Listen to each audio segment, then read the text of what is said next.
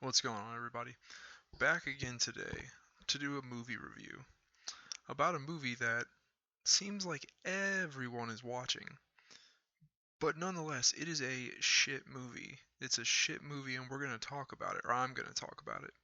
And that movie is, as you can tell by the title of the video and the thumbnail, The Tomorrow War. Now, I've been talking about this movie. I watched it for the same reason most of you watched it, and we will get into that. And I've been talking about this movie with friends of mine, and one discussion I was having with friends is with a friend of mine is we were talking about this movie, and he said the fact that this movie is so viewed and is being is turning out to be so successful is just proof that the human race is getting dumber. I disagree. That's not the case here, and I'll tell you why. I'll prove it to you.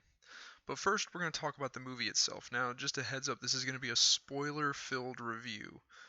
I highly recommend you stick around, though, even though there's spoilers, because going into this movie without spoilers and having everything be a surprise to you is not going to make it any better. So, here we go. I'm just going to basically give an entire rundown of the movie because I got to shit on this thing. I got to shit all over this movie. So, the movie opens up with our lead character.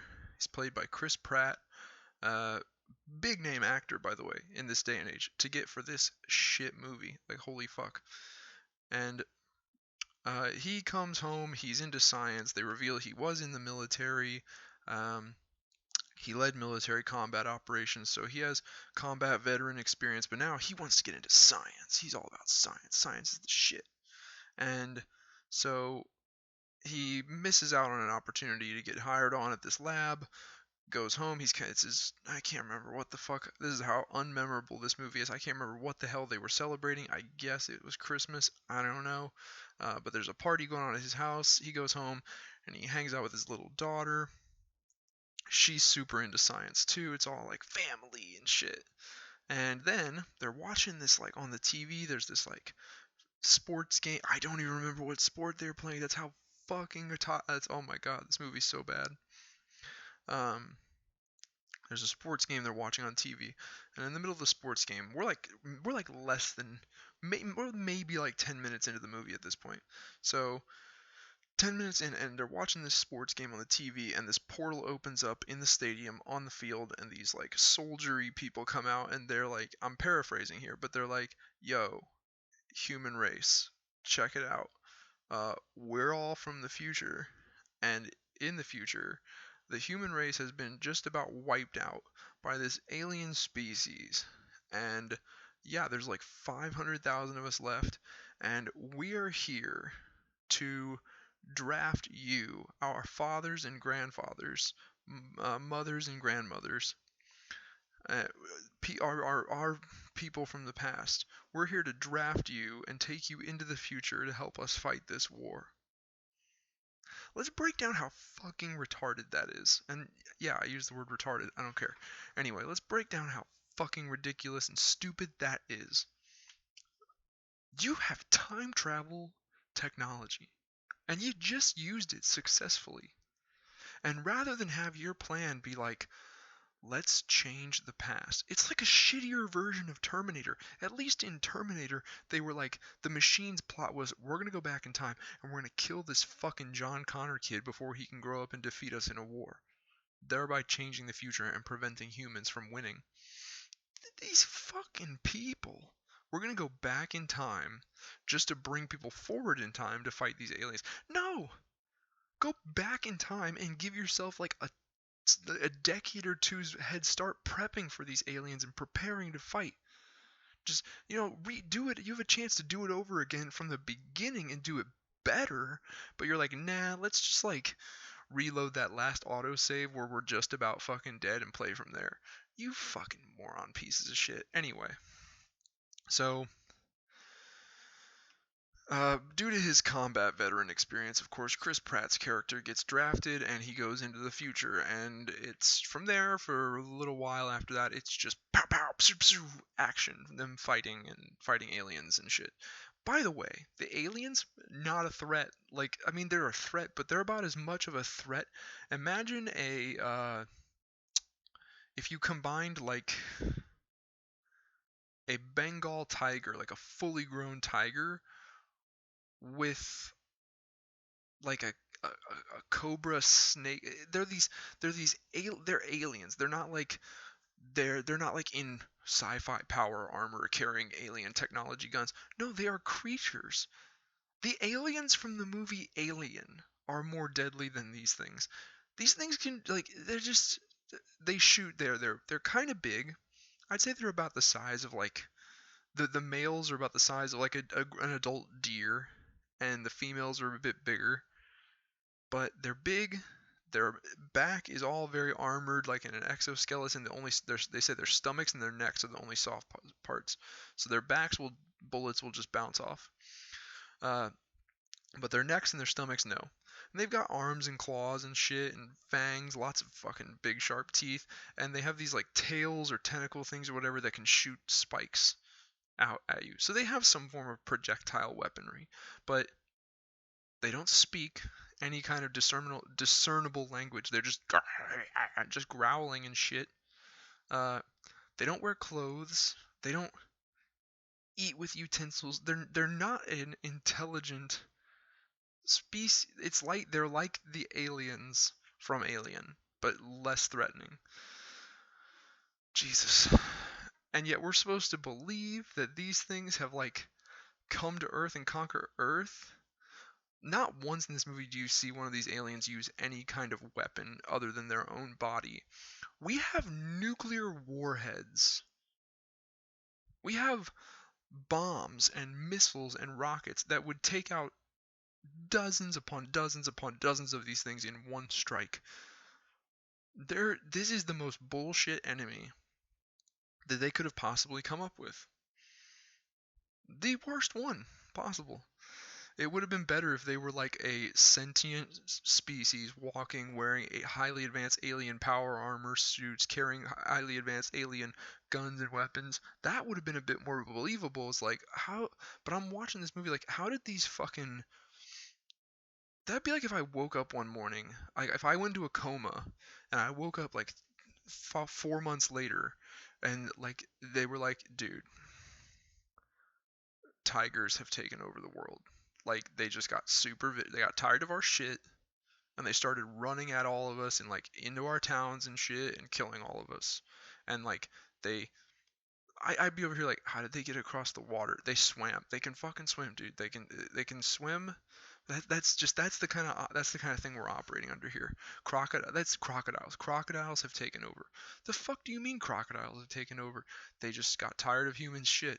They got tired of it, and giant ass crocodiles and alligators, they've taken over the planet, and there's only 500,000 people left. I'd be like, well, did we not try? I mean, like, I have a 9mm pistol at home, and it holds 15 rounds in a single magazine. And I promise you, if I put all 15 of those into an alligator, it's gonna fucking die. This is one of those things, like, I played the Far Cry games, uh, and I always have to play them on a very low difficulty setting, because what I cannot stand is when I'm in a Far Cry game and I'm getting attacked by like a tiger and I have an AK-47 and I put 30 rounds of 7.62 ammunition into this tiger's face and it's still killing me. I'm not, dude. Nope, fuck that shit. And that's what this movie is trying to tell me happened. That like with all of our guns and all of our bombs and missiles and all of these weapons, these fucking just creatures, they beat us. Get the fuck out of here. That's so lazy you didn't even try to come up with a good enemy. So after some initial action and they fight these things, they end up back at this like the base of operations for the human survivors, and this is where the movie's most interesting, but it really ends up that's not saying much. The most interesting thing in this movie happens, and that's not saying much. Chris Pratt's character meets his daughter, and she's all grown up now. And she reveals to him, look, we're not going to win this. There's only 500,000 of us left. We're not going to win this. And drafting you guys was not really a viable strategy. I did this whole thing just to bring you here because we're working on a toxin, a special toxin that'll kill these things like that. And so far, we've got one for the males, but we have yet to perfect a female one. And the females are like the queens and whatnot, of course. We know this story. And so that brings up another question. Okay, you said you have the toxin for the males, right? Are we using that? Are we deploying it at all? Because I get it. It just you kill the males, the queens just give birth to more. But it would probably help. Are we using that, sweetheart? You're all grown up now, but I'm still gonna talk to you like a child because based on how this movie's going, you're seeming that way. This is Chris Pratt, like to his daughter. Like, are we using that? Are we using the toxin on the males? No, we're still using normal bullets. Okay, yeah, see that. I have a problem with that. Didn't even try. Didn't even try to make this make sense.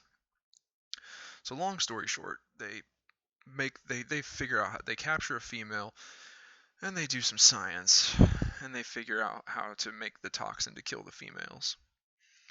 But apparently these things are smart enough to understand what the scientists they're smart enough to understand that the queen, she's like the female, the queen, whatever, she's like in chains in this like plexiglass spot of their base on the middle of the ocean. Imagine like one of the cities. Imagine the walled cities from Attack on Titan. Imagine that, but in the middle of the ocean. There's like an oil rig in the middle, and there's these ringed walls going around that oil rig platform. And the queen is on the oil rig in this like plexiglass space, chained up, and these things, she at least is smart enough to watch what these scientists are doing in their lab and understand that they have just perfected a toxin that will kill her species. But these things are not smart and sentient enough to know how to make armor and weapons or come up with some kind of like real language. So what does she do? She starts just screaming, letting out a cry or whatever the fuck it is, pheromones, who knows. And millions, because they said earlier in this movie that like the males will literally sacrifice themselves in horrific ways to protect the females, the queens. So she lets out this cry. Millions of these males just come swimming across the ocean. From where? Who knows? But apparently they can swim really well and really far. So they come swimming across the ocean and they start climbing up these rings, over one ring, and back into the water, onto the next ring to get to this platform. And the daughter's like, we gotta get this toxin out of here. You have to take it back into the past so you can use it when these things show up. And so, kind of like what I said, like, oh, they're gonna just go back in time and prep a better defense in the past before this shit gets started. Why they needed to sacrifice all these people under the guise of drafting them to help the war effort in the future, I don't know. I really don't know why his daughter, who is grown up to be the military commander of the human race, I don't know why she wasn't able to be like, look, guys, I'm just going to pop back in time, grab my dad. He's going to help us make this toxin. He'll take it back. Problem solved. No, they had to do this whole, like, I don't fucking understand this shit. Anyway, so, the girl's like, we gotta get this toxin. We gotta get you and this toxin out of here. And he's like, no, we have to kill that queen alien female bitch. Because if we kill her, then these millions of males coming to protect her, they'll fuck off because she's already dead. She's not sending out the call or the signal anymore. They'll fuck off. And she's like, it's the only vial of toxin we have. If we use it on her, we have nothing. And then he's just like, oh, okay, you're right. And I'm over here going like, shoot her. What are you doing? Just they make this toxin, and then somehow these idiot brains go, well, now that we have it, that's clearly the only way we can kill these things. Are you sure? Because you've shot plenty of them before in this movie up till now already. It's like, dude, take a flamethrower in there and roast her. Dude, throw a grenade in there. Who the fuck knows? But like, I guarantee you that toxin's not the only way to kill her. So like, they're acting like he's saying we need to kill her to get these males to fuck off, and she's saying no, we can't kill her because we have to save the toxin. You can do both. It's possible. It just takes someone who's not an absolute fucking moron to think of it. So, anyway, long story short, the males attack, the queen gets out, The daughter dies. Chris Pratt gets sent back to his time, and once he's back to his time, he gives the military the toxin that will kill the females when they show up, and he's just kind of like, oh, it's not enough though, and blah blah blah, and this and that. He's like, we're supposed to be preparing for their arrival, but we don't even know where they came from or where they landed. We don't know the crash site. We never found a crash site from their ship. We never found their ship. We just know that on this day in Russia, they showed up. They were just there all of a sudden. Now, this is another really far-fetched, hard-to-believe plot point. The mom, Chris Pratt's character, his wife, she proposes the idea of like, maybe they were already here. Maybe we're looking in the wrong year. You know, maybe they were already here. Ah, wow, really?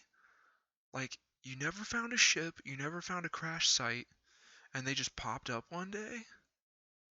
Yeah, that's pretty obvious that they were already here. No fucking shit, morons.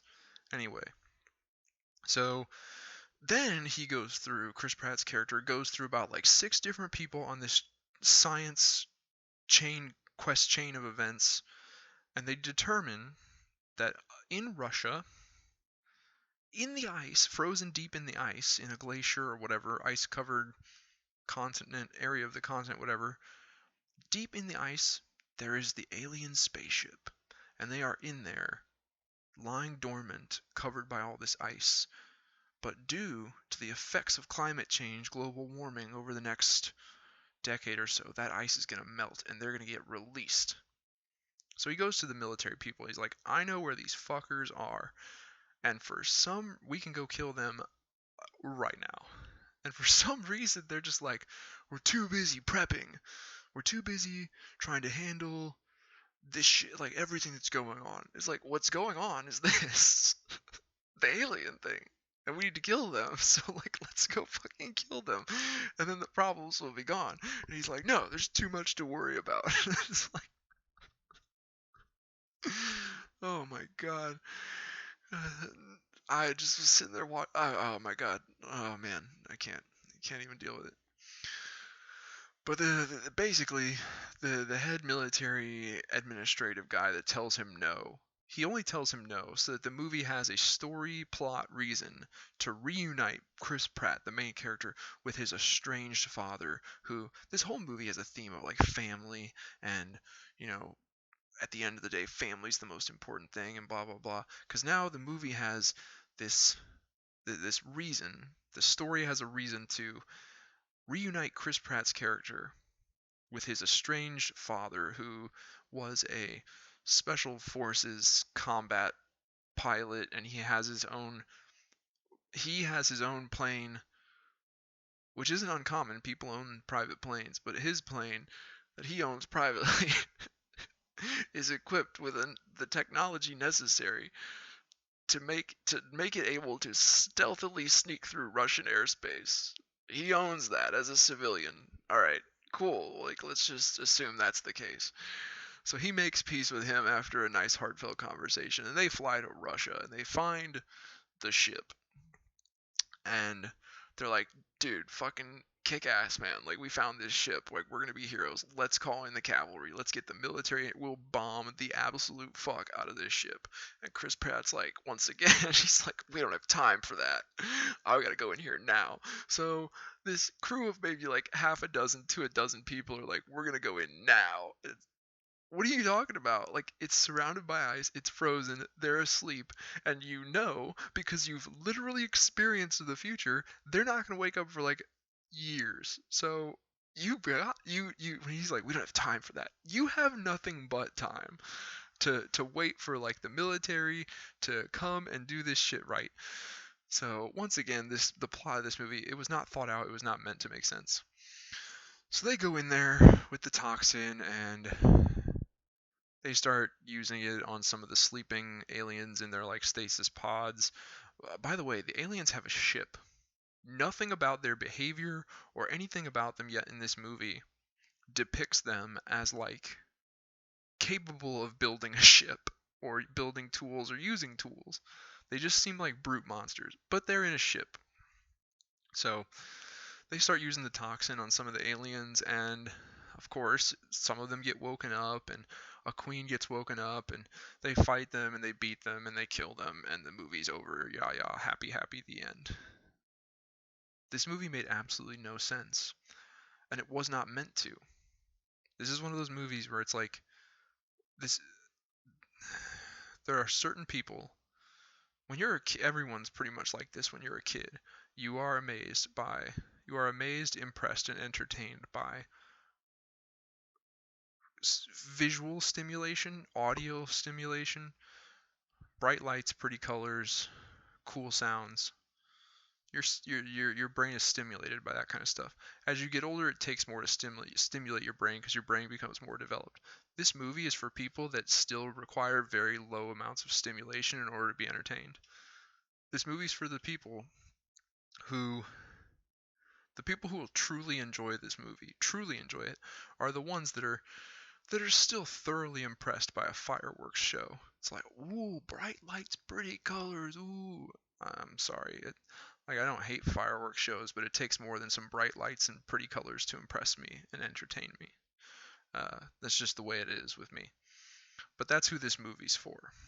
Now, on the subject of this being the most viewed movie on Amazon Prime right now, and that's when it comes to movies that, they're direct to streaming services. That's the only way you can really evaluate whether or not it's a success. The money's already been spent, and the money's already been earned. You didn't if you already have Amazon Prime and you pay your subscription, you didn't have to pay anything extra to get this movie. So the money's already been spent to make it because the money was already earned to make it, if you think about it like that. And that is why my buddy, I said at the beginning, he was like, this movie and its success proves that people are generally just getting dumber. That's not the case, because there are plenty of us out there. We still, our brains have developed, we have grown up, and it does take more than bright lights, pretty colors, and cool sounds to impress us. It takes more than just some basic visual and audio stimulation to impress us. Those kinds of people are out there, and we do like books, TV shows, movies, video games that have layers to them, and they have like really good themes and metaphors and just really, really well written, intricate narratives with great characters, well developed characters. There are plenty of people out there like that. The success of this movie does not prove that people are getting dumber. What it proves is that we have been spoiled by streaming services to where we are just desperate for more content. Especially with the year 2020 that just got over like 6 months ago, 7 months ago, and all we really had during that time period because of the pandemic was like just in-home entertainment. We've all been spoiled by streaming services to the point where it's almost like an addiction, like in the same sense that like a heroin addict can their addiction can get so bad that they will do some really rough shit heroin. Like it doesn't need to be pure. The addiction's bad enough. They will do some really shitty heroin. We're getting like that with our addiction to content, and our addiction to immediate entertainment. Because I guarantee you, most people just saw this movie listed on there and went, ooh, something new. Click. Some of us, like me, if you're like me, saw The Tomorrow War, Chris Pratt, and that was enough to make you go, okay, I'm going to watch the trailer. And then you watch the trailer, and all the trailer really showed you was some action scenes, cool, and the basic premise, which was uh, humanity is about wiped out in the future because of a war that's going to start, and we need to draft people from the past to come forward and help fight it. The trailer didn't tell you what they were fighting, how it got started, none of that stuff. So I'm sitting there watching the trailer go, did it occur to me that recruiting people from the past to come fight in the future might not be the best way to win a war that's happening in the future? Yeah, but I thought, okay, there's going to be a reason why just going back in time and changing it won't be a viable. Maybe there's a reason why that recruiting people from the past is necessary. But after watching the movie, you realize no, that it was not necessary at all. So this movie is successful because it had a leading actor that a lot of people like. Let me start this sentence over. This is a complete shit trash movie. Lazy writing, just bag of ass. And it is successful because it has a leading actor that a lot of people really like, and we are all so addicted to immediate entertainment that most of us just go, when we see it on there, we just go, ooh, something new, click, play. And then on top of that, for those of us who did do a little bit more looking into it, watch the trailer was really good at not revealing that this was just a complete piece of shit. So they fooled us and they got us, and this isn't really that big of a deal, because even though it is a piece of shit movie, it doesn't take away anything, and none of us lost anything if you think about it. Like, if this was back in the day when, before streaming services were really a thing, and every single movie, the way you saw new movies was to go pay for your movie theater ticket. If I'd have paid a movie theater ticket admission price to go see this, I'd have been kind of pissed, but I didn't, I didn't have to pay anything that I wasn't already paying to see this movie. So even though it is a piece of shit, it didn't hurt anybody in any way in order for it to be brought into existence. And that's the way things have always been, In the past, there have always been, your bad movies, your good movies, and your great movies. It just so happened that in the past, when you had to go to the theater, if you spent money to go see a bad movie, you were kind of upset about it. Now, I got to check this movie out, find out whether it was good or bad, and it didn't cost me anything. Cool with that. I'm cool with that, So I'm not upset that this movie is, overall successful, because it didn't cost me anything for this bad movie to be successful. They didn't have to trick me into spending my hard-earned money to make it successful. They weren't honest. They weren't honest about how much of a piece of shit it is. But they didn't need to be, because they weren't taking any money from me that they weren't not already getting. I'm already subscribed to Amazon Prime. So, yeah. It's a shit movie. But if you want to watch it, watch it. If you have Amazon Prime, or if you want to make a 30-day, I don't know if they still do the 30-day free trials. It might just be like a week now. But still, if you want to make a free trial and watch it, go right ahead. Don't pay money for it in any way, shape, or form. I don't think there is a way to. I'm pretty sure the only way to watch it is on Amazon Prime Video. And to do that, you either have to make a free trial or subscribe. So this is a free movie. It's a shit movie, but it's free. So if you want to try it, go ahead. I do not recommend it. It's kind of a waste of time. That's really the only thing you're going to waste is your time. So that's my take on that movie and its apparent success. Let me know what you guys think. Leave some comments below whether you agree, disagree. Did some of you like the movie, and if so, why? And if you can, tell me that you like the movie, and also make a good argument as to why you're not a child-brained adult. Because the only way I could see someone appreciating and really loving this movie is if they are a simple-minded child brain adult. Sorry if that offends you, but that's just the truth. This is not a movie for people with well-developed brain. This is a movie for people who want to just sit there and just kind of like melt their brain and just veg out. Oh wow, dude, that explosion was so cool. Yeah, no, fuck out of here. But anyway, leave some comments below, get a discussion going. If you like this video, please hit the like button. Check out some of my other videos and subscribe to my channel if you like. And other than that, I will see you guys next time.